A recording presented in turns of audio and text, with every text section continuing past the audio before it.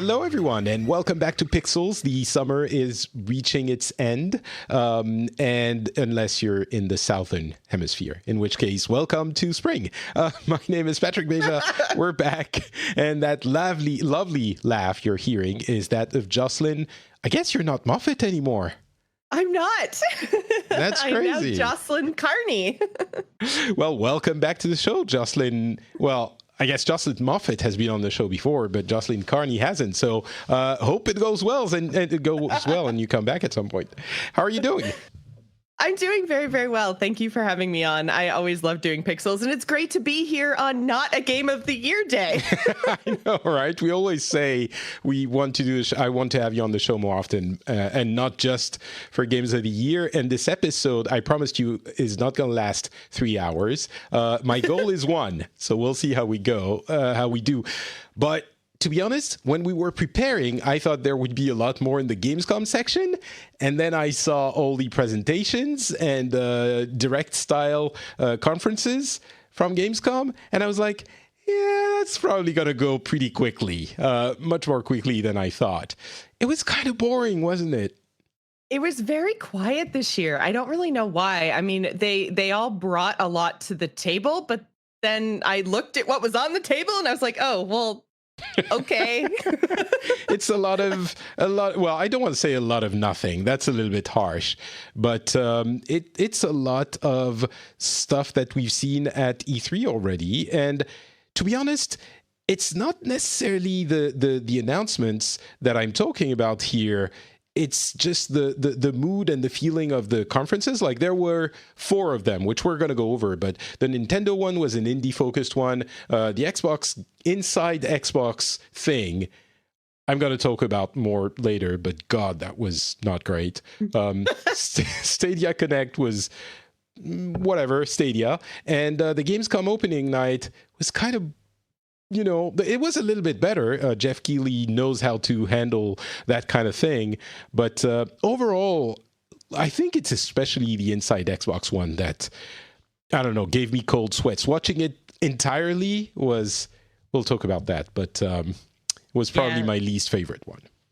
For me, it really comes down to there seems to be a lot of either sequels or like re-releases on different consoles or, you know, different editions or whatever, but there doesn't seem to be a whole lot of just new and unique stuff. And like you said, we did see a lot of this from E3 earlier on in the year. So there wasn't the kind of wow factor and there wasn't a whole lot of original stuff. So I kind of walked away from Gamescom going, oh, that was a thing that happened.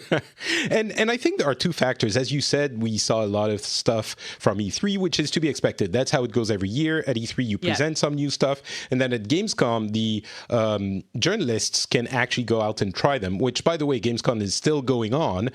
So we're getting impressions from different press outlets, and they can actually play many of the games they've seen at E3. So in that sense, there is stuff to do there. But as far as presentations go and the wow factor, excitement, buzzy, it was definitely a little bit lower than I would have liked. And I think especially because the consoles are at the end of their life, so there's less to announce to begin with. So what there was to announce was announced at E3, and also Blizzard is not at Gamescom this year. They usually are, and let's say every other year they announce a new game at Gamescom, which is, or a new expansion or something, which is, you know, a morsel to latch onto. So nothing like that. Especially for the 2 of us, right? Because we're so into the Blizzard universe. So I think not having Blizzard at Gamescom this year was felt particularly by us. Yeah, but, exactly. Yeah, but it's still, you know, one of the biggest developers. A gap. Yeah, absolutely. But we're still going to go over it. There were, you know, I think we're making it sound super negative. It was not great, but there was still a few things. Let's start with the Nintendo. It was a very indie-focused, well, entirely indie-focused direct type presentation, yeah. And they had, so there were a lot of games that were presented. The few I kind of noted were Risk of Rain 2, which is coming this summer, and this summer is quickly ending, so it should be out fairly quickly. Super Hot is already out on the console. It's an old game, but I own it on like 5 different platforms, and I still have not played it. So oh my God. Yes, I know. I thought you were going to say because you loved it so much, you wanted it on all these things. It's like, no, I just own it in 5 places, but I've never touched it. I don't know. You know, it was probably given as a PlayStation Plus free quote unquote game at some point. And I don't know. I have actually never launched it. That's how bad I am with Super Hot.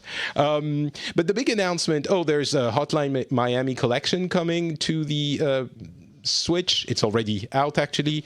The big announcement was Ori and the Blind Forest, coming September 27th. Of course, Ori and the Blind Forest is a Microsoft game. And it's coming to the Switch. They did mention we don't have any other plans to bring more stuff. I'm talking about Microsoft here, to the Switch. So it's kind of putting a little bit of a damp on the excitement that, maybe they're going to be bringing a ton of stuff and more stuff on the Switch.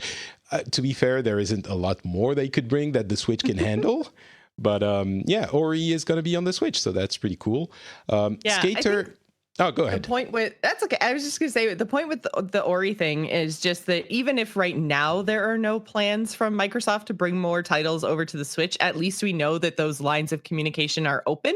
Mm-hmm. So I think it's a good first step. And the more that all of these kind of companies and publishers and stuff work together, then the better it's going to be for us gamers. So I think this is a good first step and open lines of communication. Yay. And hopefully it does mean more in the future, even if there's nothing currently planned for Microsoft going over to Switch.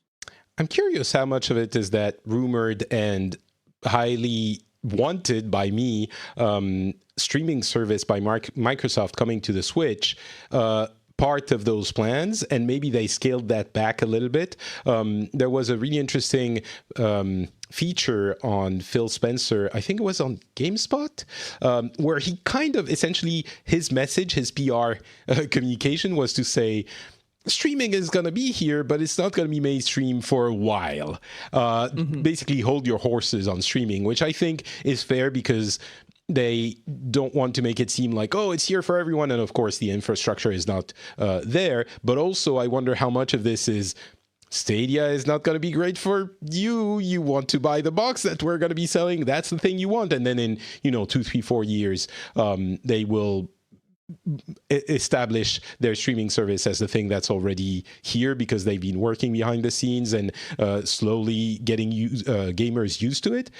And I wonder if they didn't decide we're going to go slower than we initially thought and not going to bring it to the Switch. But that's like so much speculation. I don't know. It's kind of silly speculation. It's a really good tinfoil hat theory to me. I mean, let Google do all the heavy lifting, get us used to playing streaming games, and then Microsoft comes in and says, bam, here's our offering, and it's better. I mean, it's going to be available very quickly, Microsoft's offering, but I wonder if they're not going to keep it on the back burner. Like, for those who want it, it's there, and maybe go less big on streaming than they initially planned. I don't know. We'll see.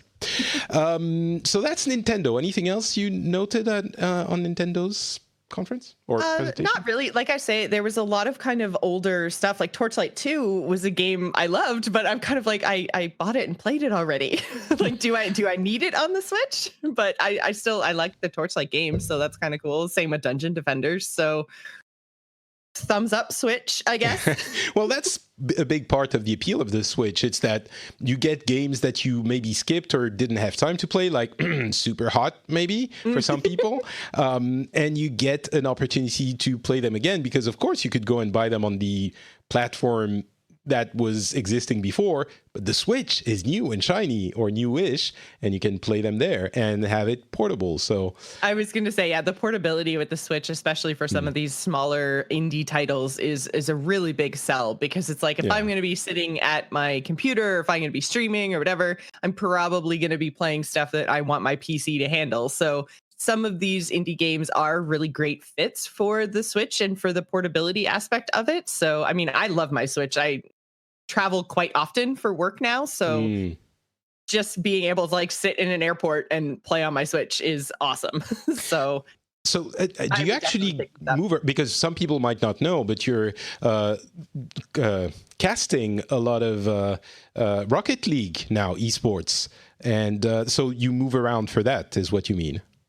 Well, yeah. So I'm not actually casting. I'm doing like content creation and social media coverage for a couple different companies. So I did Beyond the Summit just this last weekend, and I work very, very closely with DreamHack. I've been working with DreamHack for a couple of years now. First on Hearthstone, and then now on Rocket League because they discontinued their Hearthstone events, unfortunately. Oh, I thought you were casting Rocket League. Oh, no, definitely not casting. Oh my God, no. All right. Rocket League is like it's a very simple concept, but it's a very complicated game at the very highest level. So. All right. Okay, let's move on to Inside Xbox. And basically what was the bane of my Monday evening.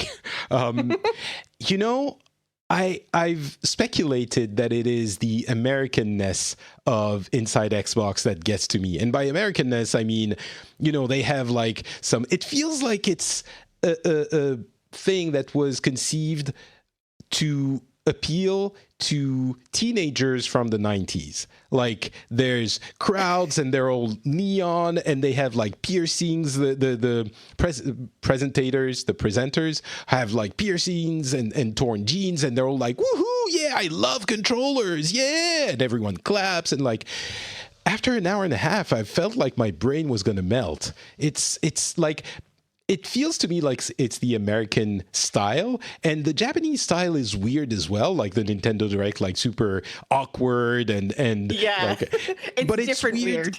it's weird cute. Like it's weird. It's awkward but cute and honest. This feels like it's so much hype and that it's like it doesn't come through as something that is trying way too hard. Yeah. So you agree with me? It's not me, dirty European, feeling that way.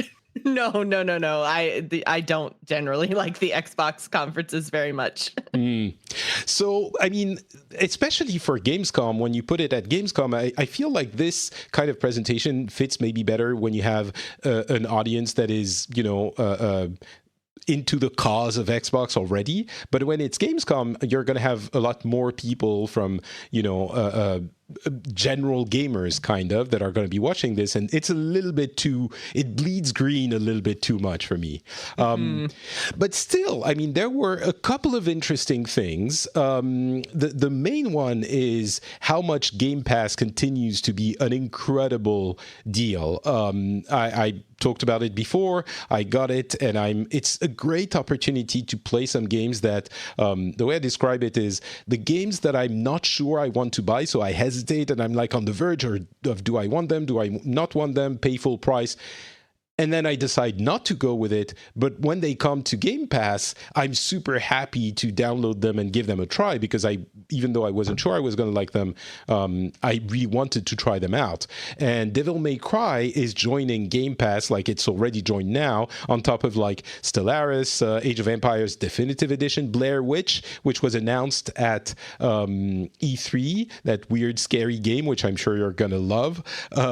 Yeah, this is one I'm actually really stoked about. Because I mean, it's been a bit of a quiet summer, and we've got a couple titles releasing kind of next week, and Blair Witch is one of them. The 30th, yeah, it looks so like creepy to the point that I don't know if I'm going to be able to play it. I'm going to really give it a try, and that's what Game Pass is so great for, is that I can give it a try, and if it scares me too much in the first 5 minutes, I haven't paid full price, and I can just move on.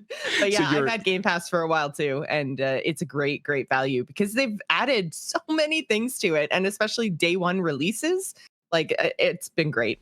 Yeah, and I mean, day one releases from Microsoft and some of their partners, but Devil May Cry came out like, 3-4 months ago? Ape Out is also available on in August. There are a bunch of things, and I mean, Game Pass is definitely an excellent deal, and it's Microsoft's biggest strength for really core gamers. There was a bunch of other things. One thing I noted is that PUBG is going to be console crossplay.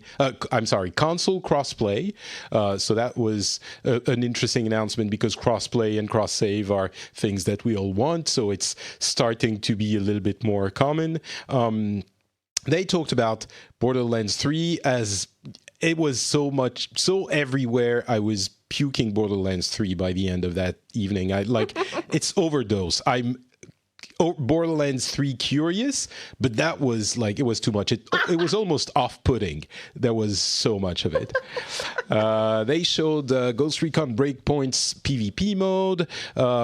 There's Shadowkeep, Destiny 2 Shadowkeep, which again is a weird thing because they were talking about very specific things about the expansion, which most people don't know about. I'm a big Destiny 2 fan, so it spoke to me. But anyway, they closed big. They ended big on Gears 5 with Horde mode details. The characters are going to have ultimates now, so they're a little bit different from one another.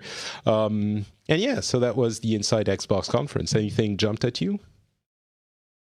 Not really. I did see a lot of the Gears 5 devs though talking about how they're not doing loot boxes, which I think is interesting in the current climate of monetization post launch of a game. I think it's interesting that they're trying out different ways because it does seem like loot boxes are being targeted by legislation and they're obviously gamers hate them. So it's encouraging to see developers looking into a different direction because we're at the point now where they need to monetize post-launch because otherwise games would cost $150 a title and that's not really feasible. So if we keep our games at the same price, then companies have to monetize after the fact. So I'm totally fine with them charging me for cosmetic things that don't impact my gameplay. I just want to know where my money's going. I hate loot boxes, but I'll pay $10 for a cool skin in a game I play all the time. Well, you and many others hate loot boxes, and I think they got the message. Everyone's stopping loot boxes. Like the games that already have them, most of them are keeping them. But I don't think anyone will launch a game now, except on mobile, which is a whole different thing. Will launch a game with loot boxes. And did you see that all the big publishers and platform holders are now requiring that loot boxes display their percentage chance of getting different rarities of items? We don't know exactly how it's going to happen, but everyone, it might be tucked away in a giant wall of text somewhere, and it might be on the actual thing. I was going to say, there's going to be like a little eye down in the corner, so like click for information that no one's ever going to click, and it'll be right down at the bottom in super small type or something. It's possible, but it'll be there. It'll be there. Yeah, exactly. Yeah. And so it's everyone, like Nintendo, Microsoft, Sony, all the big publishers, Activision, like all of them. So. And honestly, this is I don't think loot boxes are going to stay for a long time. Everyone's moving to battle passes and stuff like that. So anyway.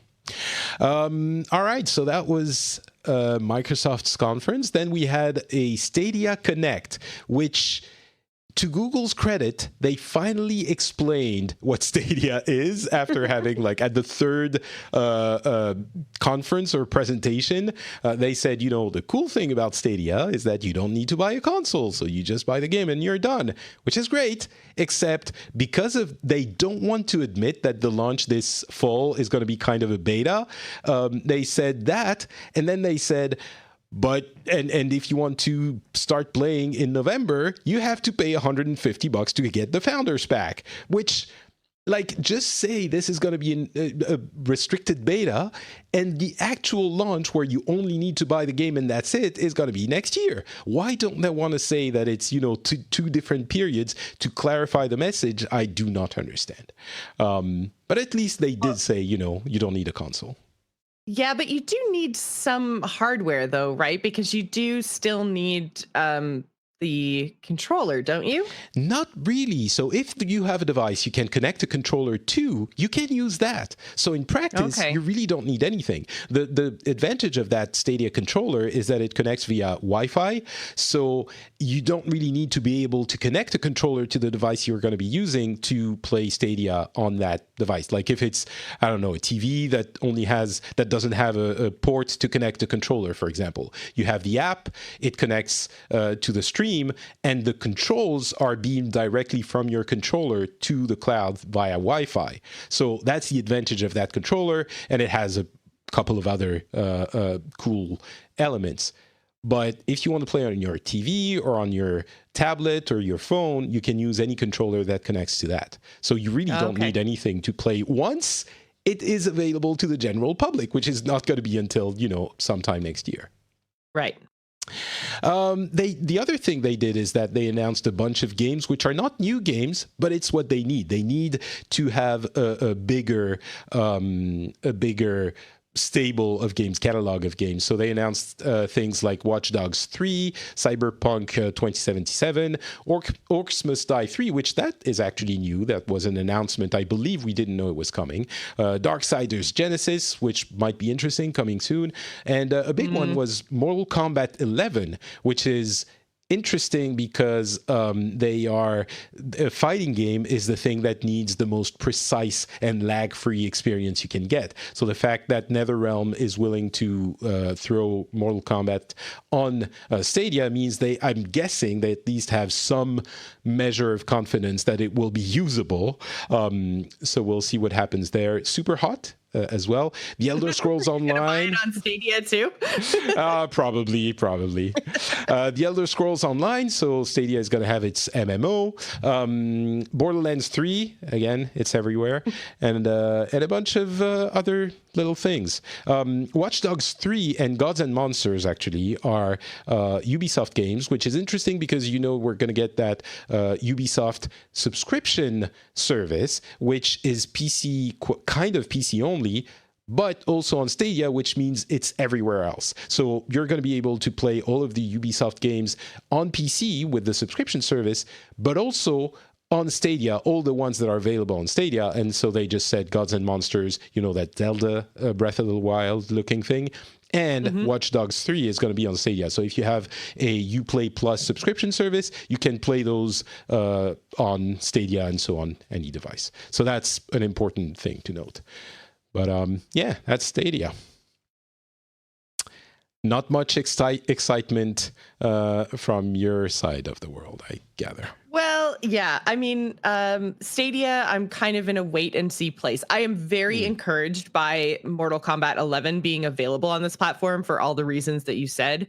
Because the biggest concern with this is they're like, oh yeah, the 60 frames per second, 4K on your internet. And I'm like, wait, sometimes on my internet? Yeah, sometimes my internet decides it doesn't want to play YouTube. So like, what is this actually going to mean? Is this going to be reliable? Is it going to be responsive? Are we going to be able to actually have the same experiences like they keep touting when we don't have like consoles and downloads and playing locally? Like when we're actually doing this streaming experience, is it going to work? And I think having Mortal Kombat 11 sign on to Stadia is a really big check mark in the pro side of the should I get this thing? Is like, well, if they're willing to put their game on this platform, it must be reliable, it must work, it must be responsive. So I am excited about that. I'm not as excited about Darksiders Genesis. I'm really sad that they moved away from their like existing style and they went to this like dungeon crawler Diablo looking thing, and I'm just like, meh. But they're trying new things. I think it's I think to me it looks like what they've done is they've cut their budget a little bit and they've gone with a style of game that they can create with what they've got to finish off their story. So yay. But I'm gonna miss the because I'm a really big fan of Darksiders. So I really enjoyed even the most recent Darksiders 3 that they put out. Yeah, 3 was all right. I didn't hate it. So yeah. No, I meant Fury. Yeah. I can't remember which of the... Fury. Yeah, Fury was the main character. Yeah. Right. Okay. Yeah. Her cool whip thing, and it was neat. It was good. So to see them move to something different, I'm kind of like, oh, because that style of game, like that, and like the dungeon crawlery Diablo type style, and also the like roguelikes, they're not my jam. So to see Darksiders move into one of those two realms, I'm just like, oh man. So there's a lot of people, I definitely thought, and it looks like a Diablo type thing. Apparently it's not though. It's really a change in perspective, but it's closer gameplay wise to what Darksiders is. So maybe there's hope. We'll see Maybe. what happens. There's one interesting thing about multiplayer games, though, on those services, on streaming services, which people often forget about. It's that you're all going to be in very high-speed connected server farms, which means the lag between, while the lag from you to the server might be greater than what you have with a console that is, played locally, the lag between the different players is going to be reduced dramatically. So it's probably, that aspect is probably not, well, I don't know if it's not going to be as bad, but that is something to take into account when you think about how it's going to work, because it's almost like being on a dedicated server when you're playing any online game with these systems. So Yeah.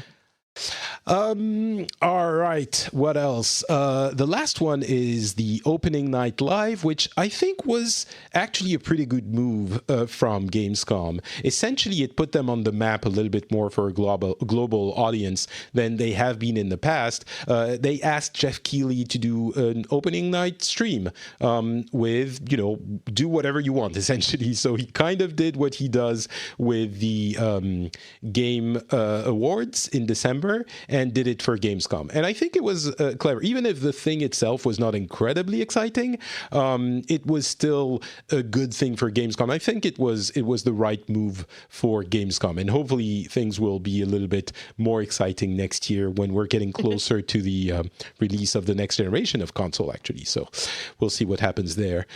They talked about Gears 5 again. For people who are really old, Comanche is a game that I played on my Amiga 500, and it's coming back as it's a helicopter simulator or arcade game, and it's coming back as a team-based online multiplayer, which is weird. It looks super weird. I don't think we're going to hear much more about it, but the name means something to me. Humankind is a kind of a Civ game, which is developed by Sega and who is it? Damn it. Anyway, so it's a Civ, and it's coming 2020. That was an announcement that was pretty, an actual announcement of a new thing. Borderlands... go ahead. I'm a little bit curious about Humankind, I'll be honest, because it looks interesting and challenging, because you're basically trying to evolve your character, or I guess your monkey and your clan, all the way up to becoming early humans, if I understand correctly. And you have to do literally everything from even unlocking the ability to use two hands instead of one, and using Wait, are you sure we're talking about the same game? I think so. Am I thinking about something else? Are you thinking about Ancestors, or what kind of game are you thinking about? This is a Civ-like. Yeah, okay. Okay. I thought it was Ancestors Humankind. I guess I just got them smooshed up in my head. Okay. Ancestors is the Humankind Odyssey, I think. And this is just Humankind. Oh, okay. I was I knew there was Humankind in that name. Well, that's just confusing. But Humankind... no, wait. I'm confused too. Ancestors actually looks pretty cool as well. Ancestors looks cool, yes. I'm going to go Google Humankind real fast so I get the right thing. Well, think about Civilization and you've just got it. It really looks okay, because I love Humankind, or I love Civ games, so... Well, there you go. You're going to want to keep an eye on that one. Okay, now I see. All right, so it is different. Okay. There was Borderlands 3, and in my notes, I noted effing again. I was really tired by that point. What else? FIFA, all kind of things like that. Darksiders again. And Call of Duty Modern Warfare is going to have crossplay on PC and consoles. And there's an open alpha for the 2v2 mode starting this Friday. So probably when you're listening to this, it's already available. And then, of course, at the end, the Death Stranding gameplay and the love fest between Kojima and Keighley, who Keighley, by the way, is a small character in the game. So that is kind of they love each other so much. And I don't know, I can't separate if their actual friendship from being like Keeley being super shrewd and doing that famous solemn declaration that Konami's lawyers didn't let Kojima come to the Game Awards like 3 years ago, and that sealed their images together forever. And I don't know if he did it because he actually cares. Maybe it's a little bit of both, but it was very clever of him.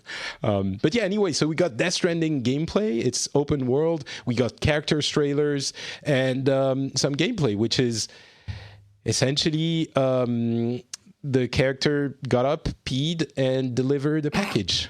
And I'm making it sound less exciting. I'm still super confused about this game. I think everyone is. Yeah, but everyone seems so stoked on it. And I'm like, you don't even know what it is. Maybe that's why we're so stoked on it. I'm curious. Maybe. I'm still definitely curious. I mean, Kojima, if he can do anything, he can do many things, but he will make you want to know more about the things that he's showing you. And I joked about the fact that he actually peed on the... Not Kojima. Kojima didn't pee on the floor of the conference. The character in the game played by... Oh, what's his name? That guy, Walking Dead dude. Norman Reedus? There you go, Reedus. So he woke up and peed and then got to deliver his thing. And Kojima talked about the fact that you need to connect different points, which I really think is going to be very light gameplay wise, but you need to connect different points on the map. And there's also connections between he kind of implied, wink wink, that there are going to be connections between the different players in the multiplayer aspect of it, meaning if many people pee at the same spot, then there's something that's going to happen in that spot. In the demo we saw, it was like a mushroom growing. It was like, it's Kojima weird. But I'm intrigued by the idea that he would be playing around with the multiplayer aspects like that in like asynchronous multiplayer thing.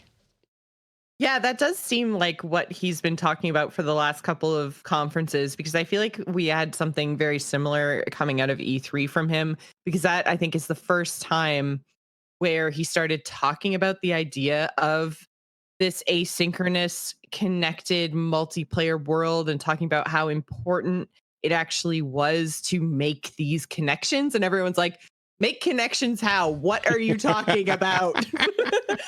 And there's been so much speculation about how much of the gameplay will be making connections and unlocking more things on the map, like you talked about, versus asynchronous multiplayer, and how much I'll be able to impact your iteration of Death Stranding by doing stuff on my system. And am I connected with absolutely everyone, or is it regional, or just my friends? Like how wide do these connections go? And no one knows.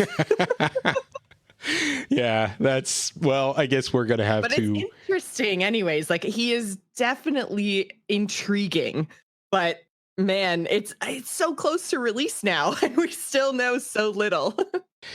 The thing is, Kojima could just say nothing at all about a game and it would still, some people would still buy it and be happy. Yeah, they'd be on board. So, yeah. So, I mean, he has at least a couple of,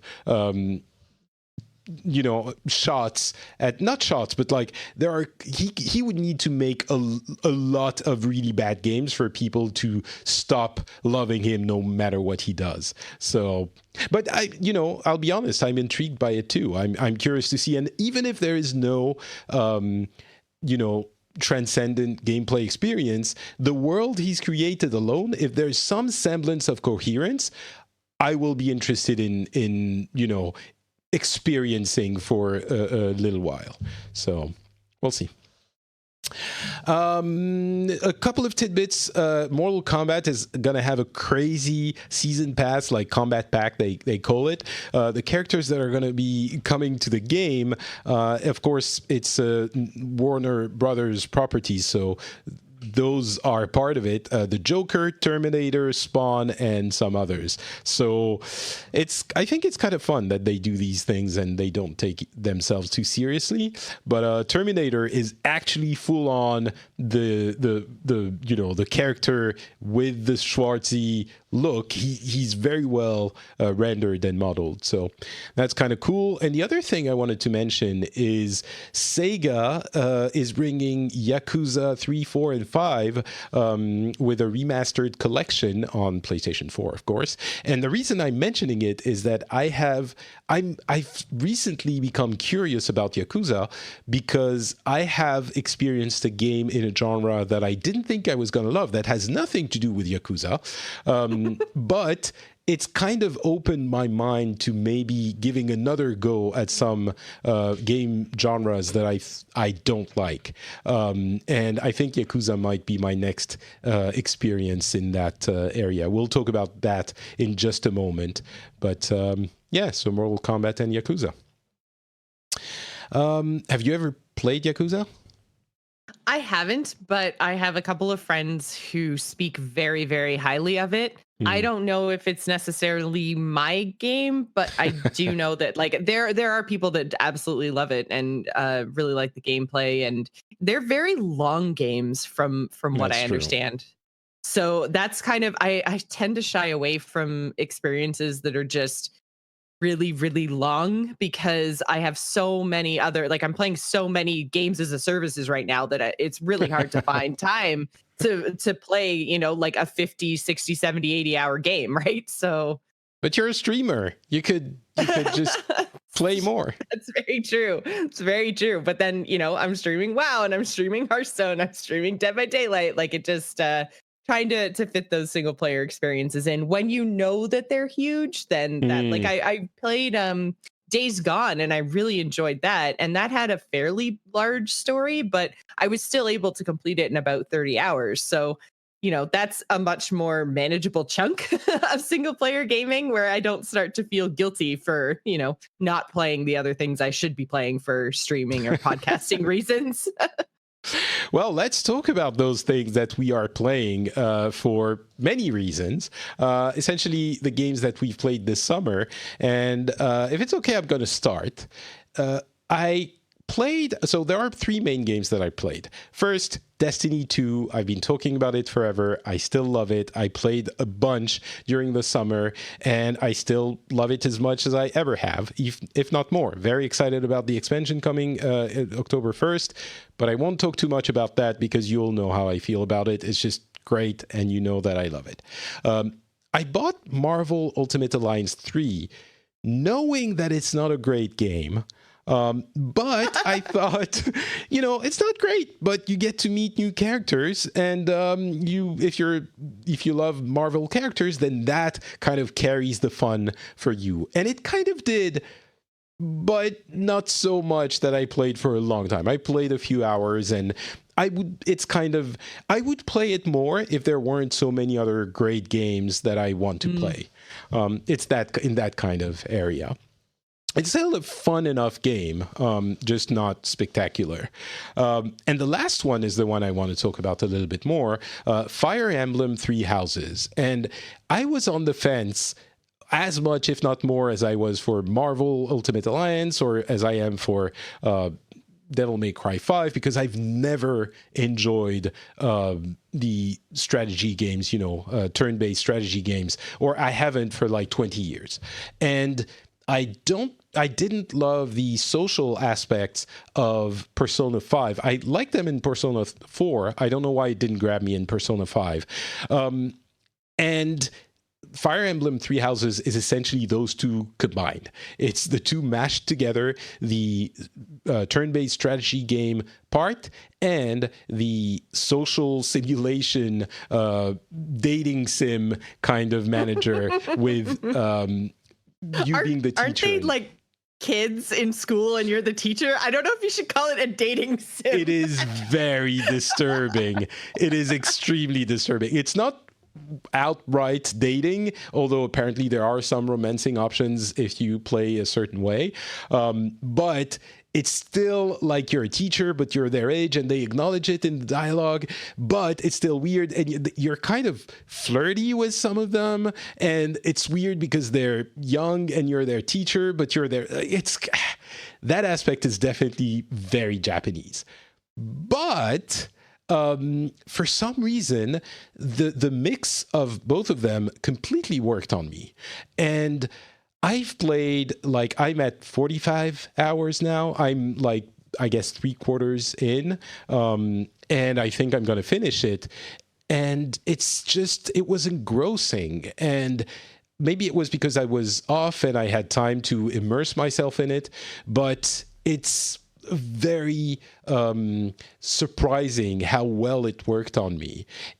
I think the fact that you have the alternating modes, like the strategy and the being in school. So the reason we're saying it's like teacher student simulator is that you have to choose. You are essentially a teacher at a school where you teach strategy to your students, and you choose one of the 3 houses from the school, like Harry Potter style, and those students become your class, and you follow their story, and the other 2 houses have a different story. And so you learn, there are like 10-ish characters per house, and you can help them improve. And of course, every thing that you can help them improve in is not, math or science or literature. It's swords and writing and armor and that kind of thing. And so you learn to know the different characters that make up your class, and you spend a lot of time with them. As I said, I'm 45 hours in and I'm not even done. So you I was really going to say, so you keep talking about the school. Have you made it to like part 2 yet? Yes, and I don't want to spoil. Okay. But I have. Okay. And yes. I was like, if you spent 45 hours and just did part 1, like there's another part to the game, Patrick. I know. You've got a lot of time still to go. So the problem there, it's a good point. I was so afraid because, of course, one of the sticks of Fire Emblem games is that most of the time, for most players, you play in regular mode, which is a little bit more hardcore because there's permadeath. And so it gives an air of difficulty to the game. So even though I chose to play in easy with no permadeath mode, I was still very much afraid that I was not going to be good at the game. So I min-maxed everything. I was spending a huge amount of time doing everything I could with every session, because the way it works is you have like a month, and at the end of each month you have a battle, which is the real-time strategy, and throughout the month you have every week different things you can do. And I was doing everything. You can skip some of them, automate some of them, but I was doing everything. So I ended up very quickly after, I don't know, maybe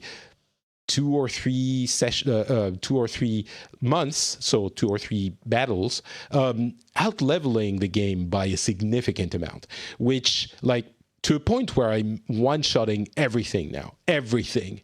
And it's not that I'm enjoying it.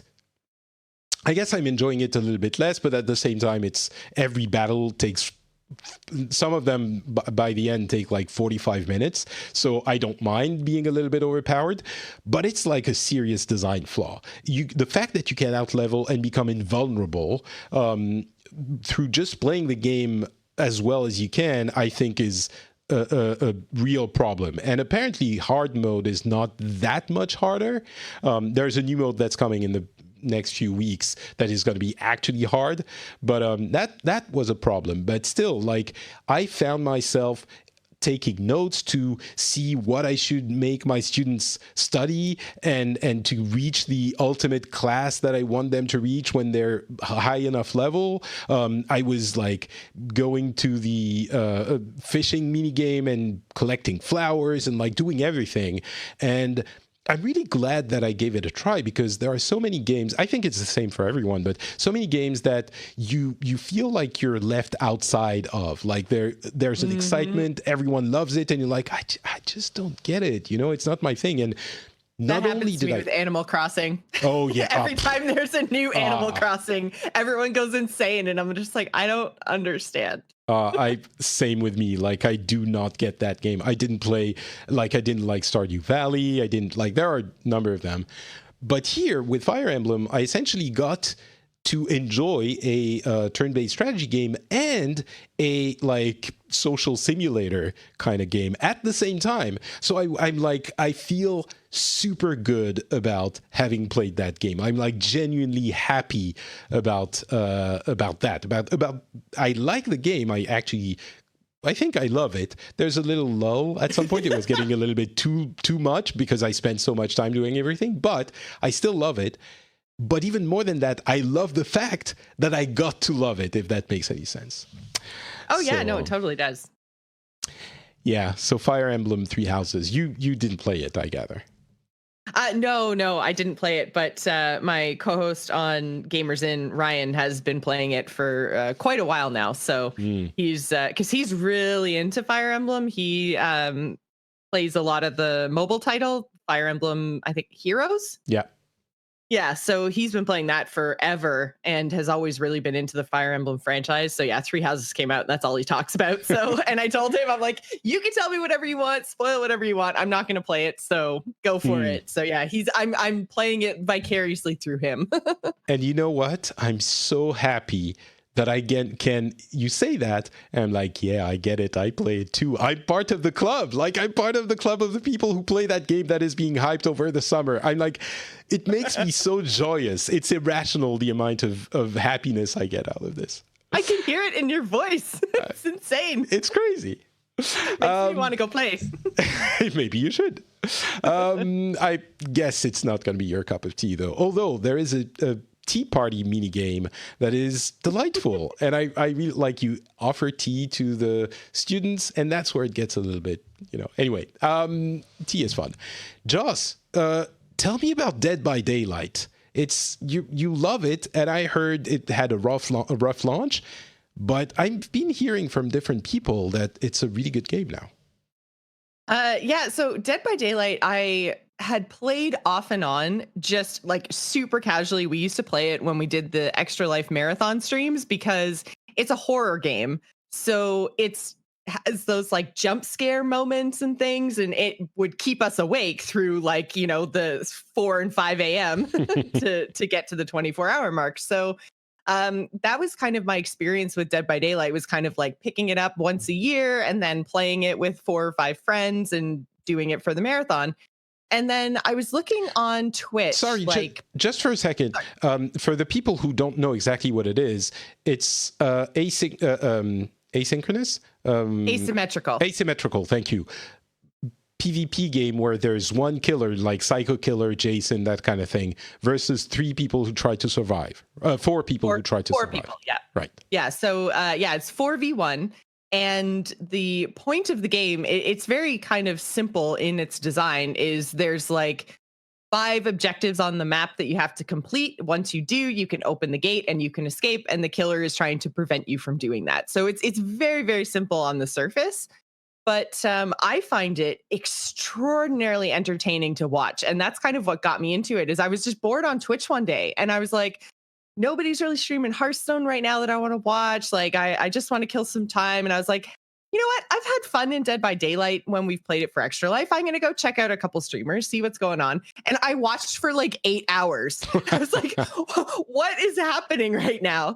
And so I kind of got over my like fear of, because I have so much ladder anxiety in any game that I play. And Dead by Daylight basically is just a competitive ladder. So I was like, you know what? This is just, it looks so fun. I've been watching a lot of streams. I understand the concept. I'm going to give it a try. And I've been playing it almost every day ever since. It's just so much fun. And it's hit its 3-year anniversary now. So it's a very big, very complicated game because each different patch adds a new killer, which adds new powers, which adds new perks into the game, which are like skills that you can level and unlock basically. And then you make a build of 4 skills and then go into the battle against either the killer or the survivors, depending on what side you're playing. And it's really, really fun and has those like jump scare moments. Even still that I've been playing for 5 or 6 months now, I still get jump scared because you're playing against other people. You're not playing against the AI. So it's always going to be scary because it's not predictable. So I've really, really been enjoying it. And they just announced that their next DLC is going to be Stranger Things. So I Oh, think nice. apparently the Stranger Things announcement trailer for the DLC has like yesterday, a day after it released, had 5 million views. Jeez. So yeah, it's getting a lot of buzz for the game right now. So I'm hoping that that brings in some new players and gets some attention on this game because it's like I said, it's 3 years old now, and it had kind of a rough-ish launch. It was just kind of like a little quiet $20 indie title in the beginning, but Hmm. it's really grown since then, and they've gotten a lot of these licensed characters. So you can play as like Michael Myers, you can play as Amanda the pig from Saw, you can play as Freddy, Ghostface from the Scream movies. There's lots and lots and lots of licensed characters in the game now, and Stranger Things is the newest addition to that. And so I think it's bringing in some fandom and some like putting more eyes on this game, and I'm having so much fun. I think it's great.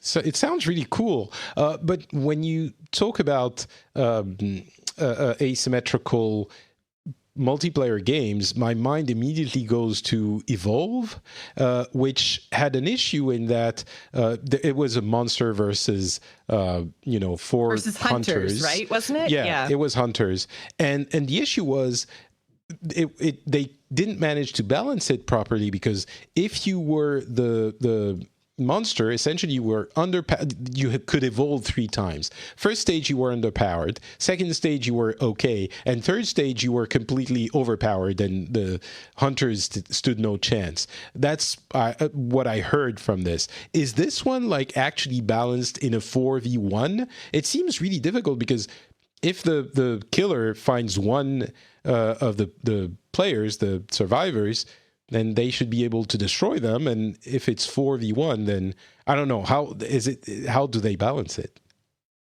So the developers have said that the way that they expect the games to play out, the level that they're trying to balance to, is that 2 survivors die and 2 survivors manage to escape. That's their balance level. That's what they think that a fair game experience is, where like the killer doesn't fully win, but the survivors don't fully win, and that's kind of what they're aiming for. So obviously, it's an average. Some games you'll have a killer that will kill all 4 players very quickly. Sometimes it'll go the other way. You'll have the survivors running circles around the killer, because there are a lot of different ways. So the survivors can't attack or damage the killer in any way. Like the killer can't die. Okay. Which is very, it's very true to the Jason and yes, exactly. psycho killer thing. It's almost like a competitive hide and seek, because the killer is running around the map looking for the survivors, trying to disrupt what they're doing and sacrifice them to the entity.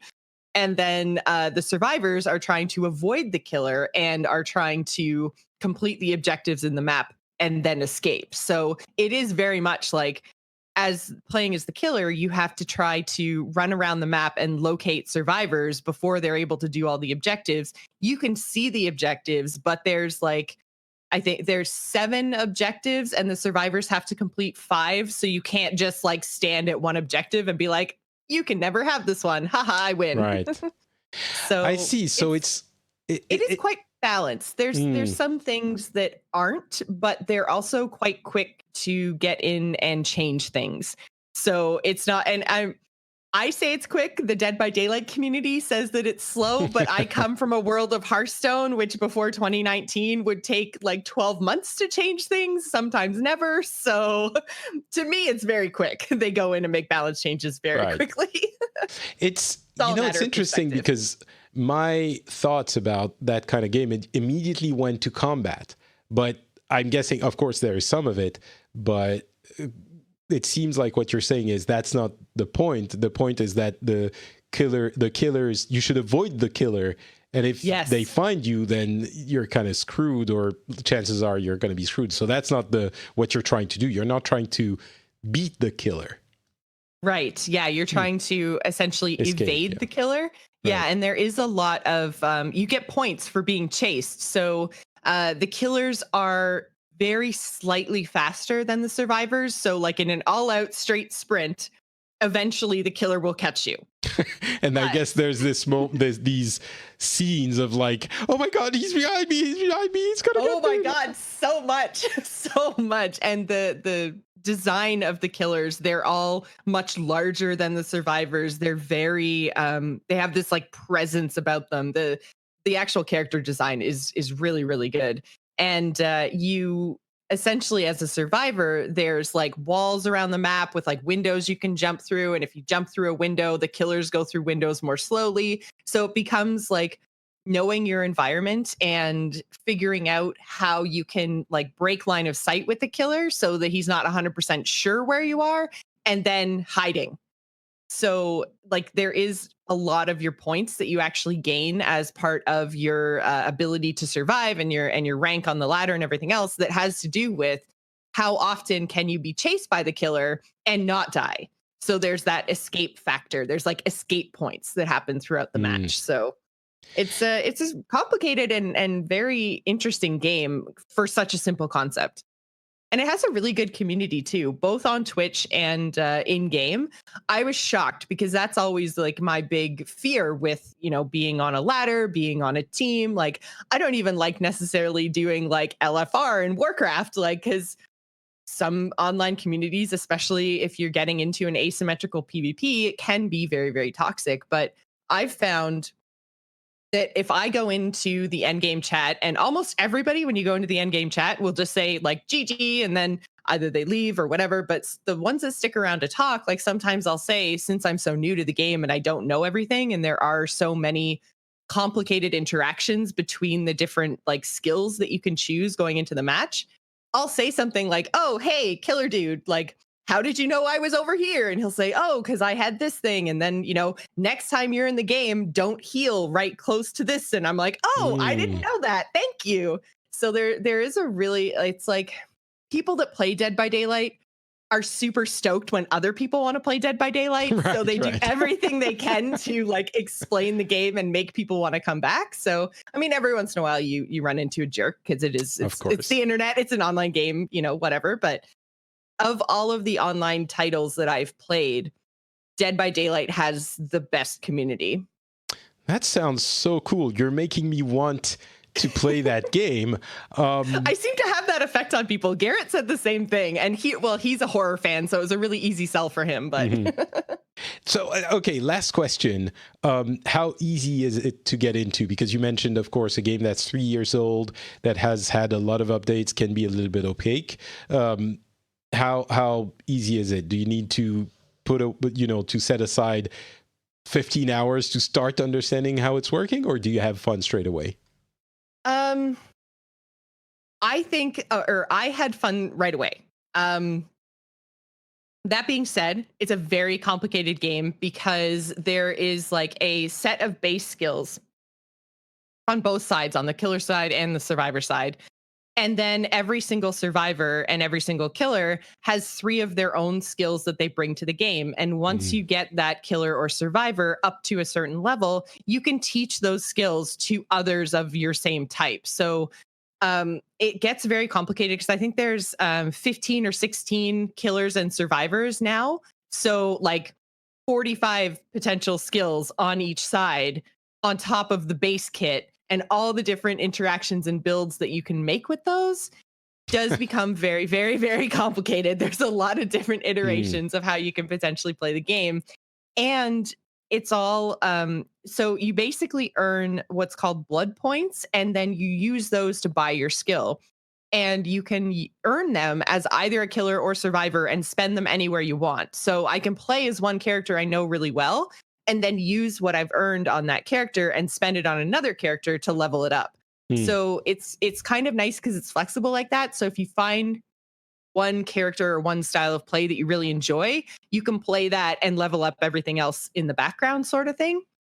But it is like, I mean, most of my characters, and I have 130 hours in the game now, approximately. Wow. So about 100 hours since I started playing it like 5 months ago. Because I had about 25 or 30 hours in it already, just from very, very casual play. And so I have about 100 hours in it, and most of my characters are still level 1 because I just haven't gotten enough like points to level them up. So it's a daunting game. There's a lot to it, but it's a lot of fun. I think you can jump in and have fun if you're in the right mindset. Like, don't jump in thinking that you're going to be the best survivor ever. Like, you jump into your first game and you will die probably right away. All right. So you just kind of have to accept that. Like, I go into the game thinking, if I'm playing as survivor, I am going to die. And if I survive, then that's like a bonus, which I don't think is the mentality a lot of people have. They want to win, right? And I'm just like, if I survive for 2 minutes and last game I survived for 1 minute, then I won. Like, I did better than last time. So thumbs up. You have an excellent mindset for online games. Yes. All right. Well, I might check it out. And if the listeners want to as well, of course they should. But if you want to get the enjoyment out of that without having to check it out yourself, you can go watch Jocelyn play on Twitch. Okay. Oh, you mentioned Blair Witch and Man of Medan as games you're looking forward to. We talked a little bit about Blair Witch. Do you want to tell us very, very quickly about Man of Medan? Is it a horror thing as well? I can't remember. So basically, I know almost nothing about it because I've been trying to avoid spoilers. But the one thing I do know is it's made by the people who made Until Dawn. I don't know if you ever played Until Dawn. I didn't, but I know of it, of course. Yeah, it was a PlayStation only title, and it was a horror game, but it was more of it's very story based, and you had to make choices really quickly, right? You had to make choices. Yeah, you had to make really quick choices, and your characters, like any character in the game, could die, which I found very, very interesting. I managed to make it through my playthrough with only one death, but that just the fact that you could have any character die, because normally you have, like main characters that are safe, and there would be like satellite characters that they're my friends, I want them to live, but your main character usually feels pretty safe. But in Until Dawn, they were just like, no, you can literally kill them in the first act and then have to choose a different character to play. It was just such an interesting concept. And the game itself was very well written. The story was super interesting and pulled from some really interesting folklore, specifically North American folklore. And so I found that to be super, super compelling and really fun to play. It had some jump scares in it, but it wasn't full on slasher horror. There was a lot of suspense, I guess. And jump scares of stuff would be there's a face in the window that wasn't there a second ago, that kind of stuff. It wasn't like somebody actually jumping out at you. It was more noticing changes in the background. And I like that kind of horror. I'm less of a jump scary kind of person. I like to turn around and be like, oh, what are you doing here? So I really, really enjoyed Until Dawn. So when I saw that they were putting out another game in a similar vein, so that's basically all I really know about it is It's from the developers of Until Dawn. It's going to be in the same sort of gameplay vein as Until Dawn, and it's a new story. So I'm like, I'm in. That's all I need to know, and it comes out next week, and I'm super stoked. All right, well, that's Man of Medan, and I guess something else to look forward to. All right, let's go over a few of the things that happened this summer, and we're going to go over them relatively quickly. First thing I want to mention, because I love fighting games, Riot confirmed that they are indeed working on a fighting game. That was kind of an open secret, but the fact that Riot, developer of League of Legends, that have not done anything since they launched League of Legends, so it's going to be, 10 years? They have confirmed, maybe a little bit less, but they've confirmed they're working on a new game, and it's going to be a fighting game. I'm very, very curious. So we'll have to wait and see what happens there. Evo happened. Love it, as always. A bunch of cool things happened. We're not going to go over them. The Fortnite World Championship happened as well, and a kid won $3 million, prompting every talk show host in the US to make super funny jokes about kids playing video games and winning tons of money. It's really a generational thing, I think. It's we can't, at this point, I don't think we can expect the previous generation, and I say that as a 45-year-old man, the previous generation to really understand what's happening there. I don't know. Maybe they will at some point, but the attempts at humor and the display of bewilderment were really off-putting to me. But anyway, so and then he was swatted, which awesome. That's kind of. I mean, maybe I should go play Dead by Daylight to have a little bit of wholesome community moments, because that was frustrating. Yeah, I mean, I don't think people necessarily understand how dangerous it could be. Like, they think it's a prank, but I mean, when you're talking about real life police men and women, like, they are trained to take every threat very seriously, and one wrong step could end up in a horrible situation, and it has in the past. So I think Right. that, like, people just don't realize what they're doing, or I hope they don't realize what they're doing, because like someone can get seriously hurt, and this just, it's so disgusting. Yeah. It's so upsetting. You mentioned it. It happened before, and he was mentioning that his mom. When for those who don't know, swatting is basically calling a threat on the address of someone, so that they will send the authorities will send a SWAT team to resolve the situation. And of course, it's a person streaming usually, and they just don't know what's happening. So the reason people do it, I think, is to see and have that twisted fun of seeing what happens on the stream when they have the result of their assholery displayed. And his mom apparently went to open the door with a knife in her hand, and it was like nothing happened, thankfully. But anyway, that's really disgusting. The Ninja left Twitch for Mixer, and that's a big deal, of course, because Ninja is the biggest Twitch streamer for Fortnite, which is the biggest game in the world right now. And we don't know how much Microsoft, which owns Mixer, paid Ninja to move over, but he's moved over for at least a few years and exclusively. So he exclusively streams on Mixer now. The rumblings were mentioning amounts that are around $50 million as a deal to get him to stop streaming on Twitch and going to Mixer, which honestly I can believe, because he's making so much money now. Abandoning all of that and going to another platform that he's having to develop the audience for in every way is probably would require a lot of money. So that happened, and it's a new step in the way the new media works. It's like fighting for talent with millions and millions of dollars. Yeah, and I mean, the one thing, because Ninja is a little bit notorious on Twitch, or had been, for having not a great community and having not a great Twitch chat, and really not moderating in any way, shape, or form. And the one thing that Mixer has had over Twitch in the past is a very, very, very clear terms of service, and pretty much universally applied. Like, Twitch is just terrible for, not universally applying punishments for the same crime, essentially. And Mixer is not that way. They have always been very strict and banning people left, right, and center for not complying to their terms of service, as you should. And there's a lot of people that don't necessarily like Mixer's terms of service. They find them to be too conservative, particularly around, what women are allowed to wear when they're streaming.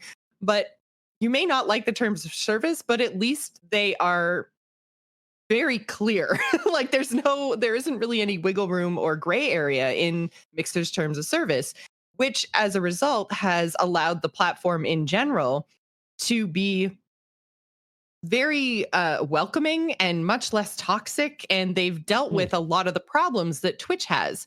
So to take a streamer like Ninja, obviously, if you're paying him millions and millions and millions of dollars to move onto your platform, he's going to bring his audience, which is notoriously toxic.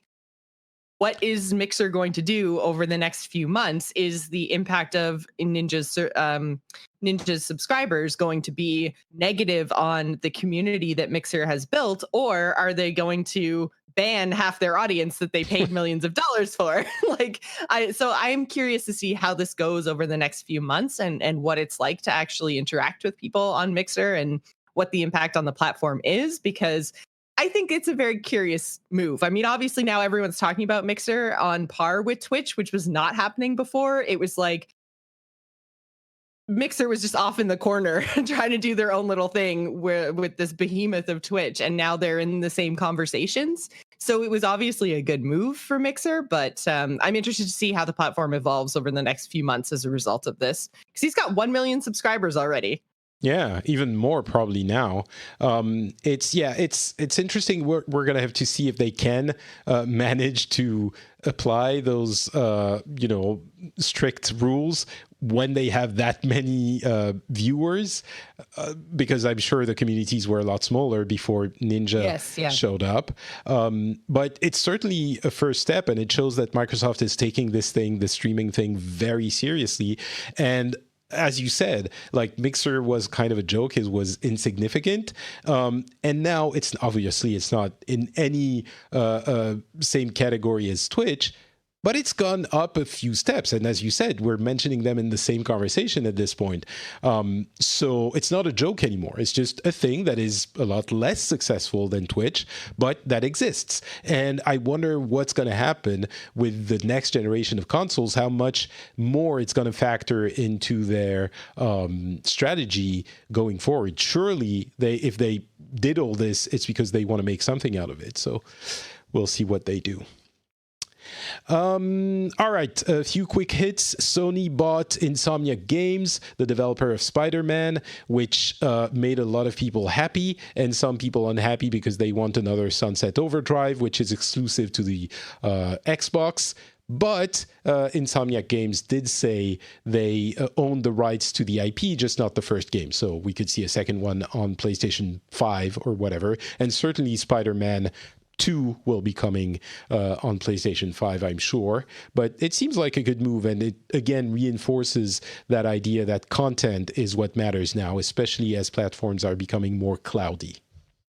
Yeah, the platforms in a lot of cases are very, very close to each other in terms of tech. So it really does come down to who's building what games as to which ones you're going to invest in. So, I mean, I always end up by the end of the console cycle with all of them. Yeah. But I definitely make a choice at the beginning, because I mean, they're big investments now. So I definitely make a choice right at the beginning and say, like, okay, is this the generation where I start with PlayStation or do I start with Xbox? And, you know, it always comes down to, well, what can I play on those two platforms? Because technologically, they're basically the same. Yeah. And we're very serious core gamers. Most people will buy only one. Yes. Yeah. There is a leak not a leak, a filing on the FCC that shows a Super NES style controller for the Switch, which means Super NES games are probably going to be coming to the Switch. How? That's an interesting question. Are they going to include them in the Switch Online subscription, which is really cheap? Or my theory, which I'm not sure is definitely going to happen, but might, is that they're going to create a second tier for Switch Online, which will give you access to the Super NES games on top of the NES ones. And maybe they did something over the summer. They gave you Mario Tennis Aces for a week to play. And I think maybe the existing tier will be you get a game for a week every month, and the higher tier will give you a game or two for the whole month. So you don't keep it, but you can play it for that month. And that, I think, might happen, but this is wild speculation on my part. I'm excited about this, although I've played a lot of I have the mini console version. I had, like, the Super Nintendo was my first video game console. Like, I'm super excited about this, except I've played them all over the place. What I want to see is somehow them go beyond the Nintendo and Super Nintendo up to the 64. If they start putting out 64 games on the Switch, I would buy all of them. All of them. That, no, I'm not going to say it. I'm going to get a lot of hate. But I will say this. The 64, I loved Mario 64, but that was about it. But I was more of a PlayStation person. Yeah. But I would be very happy to see Super NES games. All right, let's talk a little bit about Modern Warfare. We've seen a lot of discussion, or I've heard a lot of discussion about Modern Warfare, the next Call of Duty coming in like a month or two now. And the discussion is that it's going to be extremely gritty and violent and unsettling in the way that war is. And that's really interesting to me because they're doing a reimagining of Modern Warfare, and everything we're hearing about this could go both ways at this point. Either it's going to be they managed to put this kind of violence and horror of war in context and make something that has never really been done before in a media where, you know, shooting enemies with guns is essentially what we do in almost every game, which would be to use the medium to make you experience war as it really is, not glamorized, which would be something not for everyone, of course. I'm not even sure I would want that, but it would be really interesting.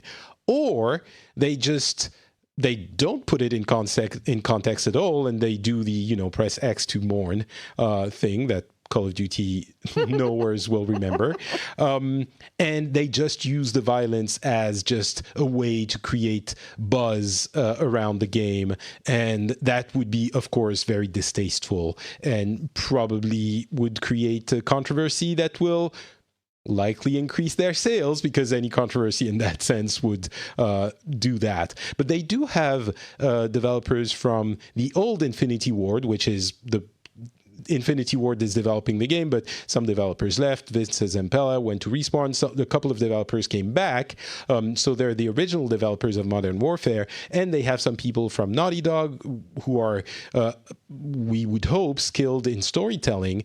So it's probably the most interested I am to see how a Call of Duty turns out that I've been in years. For my love for the first Modern Warfare, which we tend to forget, but was a groundbreaking game in every single way back when it first came out, and for that aspect of it, which I'm curious about. So I wanted to mention it. And the last thing I wanted to talk about was WoW Classic. It's coming out. Wait, is it tomorrow? Yes, it is tomorrow on Friday 23rd. And apparently Blizzard has been saying that there are going to be very long login queues, over 10,000 people queues on some servers. And that's even with their temporary layering technology that's going to allow more people to log into the servers than there were back when the game first launched. Classic is, I have to admit, it's surprising me with its popularity and the genuine amount of excitement and love people are expressing for the old experience of World of Warcraft. I still don't think it's going to last very long for most people, or they're going to be reminded of what that experience actually was over the long term. However exciting it is for 10 hours or 50 hours of game time, long term you need things to change a little bit to be less uncomfortable to play. But I'm surprised. I don't know where you stood on the WoW Classic opinion scale, but I'm guessing you're surprised too that it's that popular? I was surprised that it was this popular because, I mean, obviously there were private servers that were available where people could play vanilla, and they were moderately popular. I think the biggest one was like 700K or something. Yeah, I've heard around that range. Server. Maybe between 2 and 5 is what I heard, but I'm sure it fluctuated. Yeah, so I mean, there has been interest in this. I'm surprised it has so much like wide appeal, because I know I'm going to give it a try. The reason I want to try it is because I didn't actually come to World of Warcraft until after Cataclysm, like very late Cata, early Mists of Pandaria is when I started playing. So all of this, like, I never saw the world before Deathwing. So This is all new to me. And I am really excited to get in there and give it a try, but I'm going to play it very casually. Like, I don't want to raid. I don't want to do any of that kind of stuff. It's going to be the kind of thing where I jump in and I'm like, oh, this looks like a fun quest. Let me try it, and then jump out. So I'm not going to play it in any kind of serious fashion. but I am worried a little bit about the longevity of this game. Like, I don't think that it's going to maintain the same level of popularity that it has on launch, because I think there's a lot of like rose colored glasses when it comes to vanilla, and not necessarily about the game, but I think about the gamer. Because I think that if you think about this game, like this game would have come out when you were 30. And, a lot of other players were in their, teens and 20s and don't have the responsibilities that they do now. Like they could sit down and play 8 hours of WoW in a night and it was no big deal. But we're having trouble even putting together a raid team in retail right now because people don't have 2 hours twice a week to come together. So I think that the lives of people who may have experienced Classic and are really looking forward to getting back in there, their outside real lives have changed so drastically in the last 15 years that I think they're going to struggle to find the time to devote to Classic the same way that they did in vanilla. And I think that's really going to kill it. Yeah, I think they're definitely the population is going to go down dramatically, which we'll never know about because they're not going to release those numbers. Yeah, exactly. But I don't know if you saw the video that Blizzard made about the original, some members of the original development team trying Classic and reminiscing how it was back then. And it kind of opened my eyes a little bit to something that you mentioned, which is this is one of the few experiences in general in the world where people can relive a period of their, not even youth, but like 15 years ago, because there was no way to play that. Any other game, most other games, you can go and play somehow if you're nostalgic about it. This, for 15 years, it was impossible to experience again. So the attraction of that, and I think rose-colored glasses and kind of like wanting to relive that period of your life is somehow, in a way, it's going to be possible with this. I don't think it's going to last very long for many people, but it's something that I hadn't really considered that is probably a strong motivation, whether consciously or unconsciously, for many people. And part of the enjoyment, which I think they're going to have. And then there's a whole other section of the population, which, like you, I was surprised, have never played that version of the game.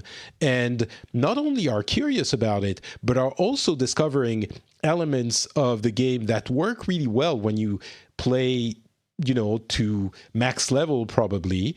That is, the game is much harder, much more difficult to get groups together. All of those conveniences that were added throughout the life of the game, I didn't realize that they did have value when you play it kind of like a single player game. It becomes a problem only once you're playing so much that you don't want to deal with the tedium. But a lot of people are getting in and discovering that kind of tedium, and it's actually enjoyable when you first start playing. It was for me back then. So that's another aspect I didn't realize. But yeah, it's a very special thing. I'm happy that so many people are going to be enjoying it. Probably not. I'll play it, but like I was joking on the instance a few days ago. I'll play it, but I remember someone was asking me, won't you play it at all? I'm like, I remember it very well. I played a lot of that game. It's like I know exactly what it is. I know the experience that it is. So I don't know if it's because I'm more of a gamer or I've played nonstop since then, but it's not like I'm going to try something and go like, oh my God, this was so fun. I'm going to play something that I can play in my mind already. So I don't know. It's like I remember it very well. So. Anyway, we'll see. Maybe in a couple of months, I'll be like, oh my God, Classic is so cool. I have 3 level 60 characters and I'm raiding every night. Maybe. All right. I would be shocked if you could find that kind of time, but I believe in you, Patrick. I would be shocked as well. I mean, my job is to talk about tech and games, so I would probably have more time than most other people. I also have a kid, so that plays into it as well. But I just... No, the time that I would spend, that's another thing. Back then, you would usually play, there weren't as many big games. There would be maybe a couple of big, excellent games a year, and so you would play WoW as your baseline, go away and play those games 2 or 3 or 4 times a year and then come back. Now every month there are 4 games you want to play, so it's a very different environment, and all of them are Destiny for me.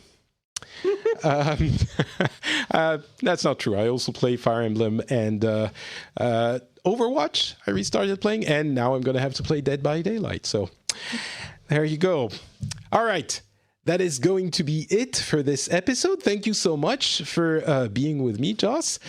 Would you tell the kind people listening where they can find you on the internet?